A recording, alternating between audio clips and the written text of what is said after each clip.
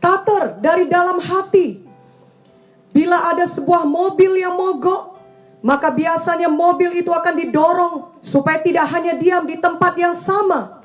Namun apabila setelah didorong, tidak ada yang menstarter mobil itu dari dalam, maka walau mobil itu maju beberapa meter sebagai hasil dari didorong, mobil itu pasti akan berhenti kembali. Mobil itu perlu di starter, sehingga setelah didorong, mesin mobil itu hidup, dan mobil itu dapat maju sejauh yang diinginkan pengendaranya. Demikian juga kita sebagai anak-anak Tuhan perlu menstarter hidup kita untuk tidak malas dari dalam hati kita. Bila hanya merupakan dorongan dari luar saja, bukan perubahan dari dalam hati, maka setelah beberapa waktu kita akan berhenti rajin dan menjadi malas kembali. Janganlah sampai terjadi demikian. Starter dari dalam hati terjadi karena ada Roh Kudus di dalam kita dan berasal dari firman Tuhan yang kita dengarkan. Yang perlu kita lakukan adalah membiarkan Roh Kudus bekerja dan kita tunduk pada Roh Kudus. Janganlah mengabaikan, bahkan menolak firman Tuhan karena kesombongan kita, melainkan terimalah dengan rendah hati firman Tuhan yang menegur dan mengajari kita. Lalu biarkanlah firman Tuhan hidup dalam hati kita dan kita praktekkan. Maka kita akan tetap rajin bagi Tuhan tiap-tiap hari.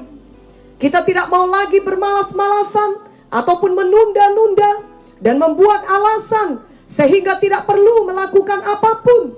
Sebaliknya dengan semangat kita maju menghadapi semua tantangan setiap hari, sehingga apapun tantangan yang dihadapi, kita dapat menghadapinya dan menjadi seorang pemenang. Sikap hati dan gaya hidup seperti ini perlu kita miliki, khususnya di era pandemi COVID-19 ini, di mana ada banyak tantangan dan kita harus melakukan adaptasi kebiasaan baru. Bila kita malas, tidak mau berjuang, dan hanya menunggu saja, maka itu berarti kita tidak pernah menabur dan kita tidak akan menuai. Janganlah kiranya ada anak-anak Tuhan yang dikenal sebagai orang yang malas, sebab tentunya hal itu tidak menjadi berkat dan tidak menjadi terang bagi sekelilingnya. Bahkan orang-orang yang belum mengenal Tuhan pun masih dapat rajin bereaksi terhadap hal yang disenanginya. Kita dapat melihat contoh seperti ini di dalam pertandingan bola. Para penonton yang fanatik selalu merespon dengan rajin situasi yang terjadi pada saat pertandingan bola. Kalau terjadi gol, maka mereka semua berteriak dan bertepuk tangan gembira. Tentunya kita bukan hanya perlu sekedar rajin bersorak di pertandingan bola seperti contoh ini, namun kita perlu memiliki kerajinan yang benar dan sejati. Kerajinan sejati adalah rajin berbuat baik. Ada juga orang-orang yang rajin berbuat jahat. Mazmur 36 ayat 5 berkata, kejahatan dirancangkannya di tempat tidurnya, ia menempatkan dirinya di jalan yang tidak baik, apa yang jahat tidak ditolaknya. Orang-orang seperti ini rajin, sampai di tempat tidur pun dia rajin. Namun sayangnya ia rajin untuk merencanakan kejahatan. Janganlah ada di antara kita yang mau bersikap dan berbuat demikian. Kita sebagai anak Tuhan harus selalu rajin dalam hidup kita, yakni rajin untuk berbuat baik, karena itu adalah sifat Tuhan. Dan memang Tuhan mau kita menjadi umatnya yang kudus dan rajin berbuat baik. Titus 2 ayat 14 berkata, yang telah menyerahkan dirinya bagi kita untuk membebaskan kita dari segala kejahatan dan untuk menguduskan bagi dirinya suatu umat kepunyaannya sendiri yang rajin berbuat baik. Dalam Lukas 12 ayat 13 sampai 21 ada kisah mengenai orang kaya yang bodoh. Orang kaya ini tentunya seorang yang rajin sehingga ia dapat menjadi kaya dalam hidupnya. Namun dalam pandangan Tuhan, dia adalah orang yang bodoh, dan pada akhirnya dia mengalami kebinasaan karena dia tidak kaya di hadapan Tuhan. Lukas 12 ayat 20 sampai 21 menuliskan, Tetapi firman Allah kepadanya, "Hai engkau orang bodoh, pada malam ini juga jiwamu akan diambil daripadamu. Dan apa yang telah kau sediakan, untuk siapakah itu nanti?" Demikianlah jadinya dengan orang yang mengumpulkan harta bagi dirinya sendiri, jikalau ia tidak kaya di hadapan Allah. Biarlah kita memiliki kerajinan yang sejati dan kekayaan yang sejati pula, yakni kita kaya di hadapan Tuhan, sehingga kita tidak menjadi seperti orang kaya yang bodoh ini. Kita tidak hanya rajin untuk kepentingan kita, yakni saat kita diuntungkan secara materi, namun bila menyangkut pengorbanan atau hal-hal rohani, kita berubah menjadi orang yang kurang rajin. Artinya kita menghindari hal-hal tersebut. Kerajinan seharusnya menjadi gaya hidup kita, dan justru kita terlebih lagi rajin untuk pelebaran kerajaan sorga, yakni untuk melayani Tuhan, melayani jiwa-jiwa, untuk berkorban bagi orang lain, untuk melakukan banyak kebajikan. Walau pendapat seperti ini mungkin tidak populer, namun sebenarnya inilah gaya hidup yang benar di hadapan Tuhan. 1 Timotius 6 ayat 18 sampai 19 berkata, "Peringatkanlah agar mereka itu berbuat baik, menjadi kaya dalam kebajikan, suka memberi dan membagi, dan dengan demikian mengumpulkan suatu harta sebagai dasar yang baik bagi dirinya di waktu yang akan datang, untuk mencapai hidup yang sebenarnya." Marilah kita sungguh-sungguh rajin dalam pekerjaan kita. Dan tentunya sebagai anak Tuhan, marilah kita rajin berdoa dan rajin belajar firman Tuhan. Marilah kita juga rajin bersaksi kepada orang lain mengenai kasih Tuhan Yesus, karena setiap anak Tuhan adalah saksi Tuhan. Marilah kita semua bertumbuh dalam kerajinan kita untuk hal kerajaan sorga.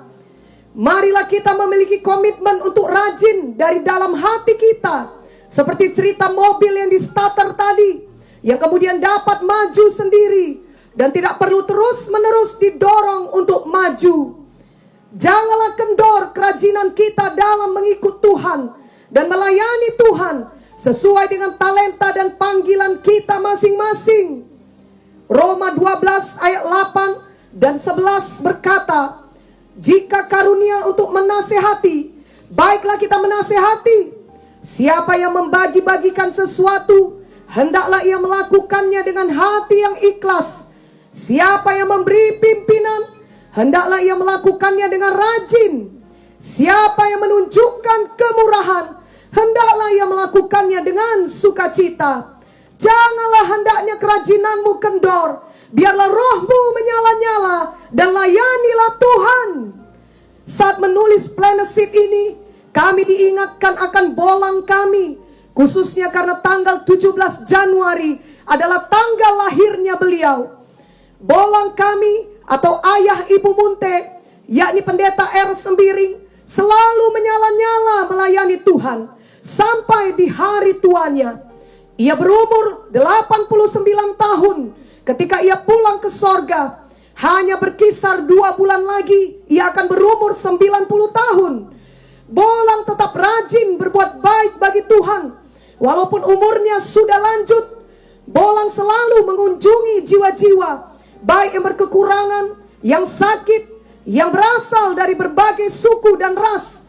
Bolang selalu rajin memberi dan berkorban. Bolang juga selalu rajin berdoa dan bersaksi. Di bulan terakhir sebelum ia pulang ke sorga, ia masih ikut membaptis jiwa-jiwa. Dan di hari terakhir hidupnya, ia masih ikut berdoa syafaat. Bolang tidak kendor dalam hal kerajinannya mengikut Tuhan dan melayani Tuhan, karena ia sangat mengasihi Tuhan dengan segenap hatinya. Tak kala ia mengajar di training dasar atau mengajar di Institut Alkitab Rema, kerap kali ia berkata kepada para mahasiswa atau jiwa-jiwa yang mendengarkannya untuk selalu sorong diri, juga untuk harus selalu tahan lapar, tahan terkapar, tahan terdampar, tahan ditampar untuk melayani Tuhan. Ucapan-ucapan Bolang tersebut masih diingat oleh banyak orang di mana ucapan itu menggambarkan gaya hidupnya yang tidak mau mundur dalam melayani Tuhan walau apapun yang terjadi. Sebenarnya tidak akan ada orang yang keberatan jika Bolang tidak berbuat banyak di hari tuanya. Orang-orang kan mengerti jika Bolang lebih banyak diam di rumah saja karena usianya sudah lanjut. Tidak akan ada orang yang berpikir bahwa Bolang adalah orang yang malas. Namun Bolang memang memiliki starter dari dalam hatinya. Firman Tuhan terus hidup di dalam hatinya, dan adalah kekuatan Roh Kudus di dalam Bolang yang memampukannya untuk selalu menyala-nyala setiap hari bagi Tuhan sampai Tuhan memanggilnya pulang ke sorga. Biarlah kita dapat meneladani hidup yang demikian seperti ayat Roma 12 ayat 11 di atas. Janganlah hendaknya kerajinanmu kendor, biarlah rohmu menyala-nyala dan layanilah Tuhan. Marilah kita membaca juga Amsal 6 ayat 6 sampai 8. Hai pemalas, pergilah kepada semut, perhatikanlah lakunya dan jadilah bijak. Biarpun tidak ada pemimpinnya, pengaturnya, atau penguasanya, ia menyediakan rotinya di musim panas dan mengumpulkan makanannya pada waktu panen. Kiranya mulai hari ini, ada atau tidak ada orang yang mengawasi kita, kita tetap rajin. Ketika dipuji atau tidak dipuji, kita tetap rajin. Gaya hidup rajin kita praktekkan dalam pekerjaan kita, apalagi dalam hidup kerohanian kita. Karena itulah yang terpenting dan yang bertahan sampai kekekalan. Kolose 3 ayat 23 berkata, apapun juga yang kamu perbuat, perbuatlah dengan segenap hatimu, seperti untuk Tuhan dan bukan untuk manusia. Kamu tahu bahwa dari Tuhanlah kamu akan menerima bagian yang ditentukan bagimu sebagai upah. Kristus adalah Tuhan dan kamu hambanya. Tuhan melihat jauh ke dalam hati kita, dan apa yang ada di dalam hati kita akan tercermin atau terlihat dari perbuatan kita. Amsal 13 ayat 4 berkata, hati si pemalas penuh keinginan tetapi sia-sia, sedangkan hati orang rajin diberi kelimpahan. Tuhan Yesus adalah Tuhan yang adil. Dia akan bertindak untuk memberkati kita dan memunculkan kebenaran kita. Marilah kita rajin dari dalam hati kita. Ada starter dari dalam hati kita. Marilah kita tetap rajin menabur dalam segala situasi. Maka kita akan menuai kelimpahan dari setiap taburan kita tersebut, baik dalam hidup kita sekarang di dunia ini maupun kelak setelah kita meninggalkan dunia ini. Amin.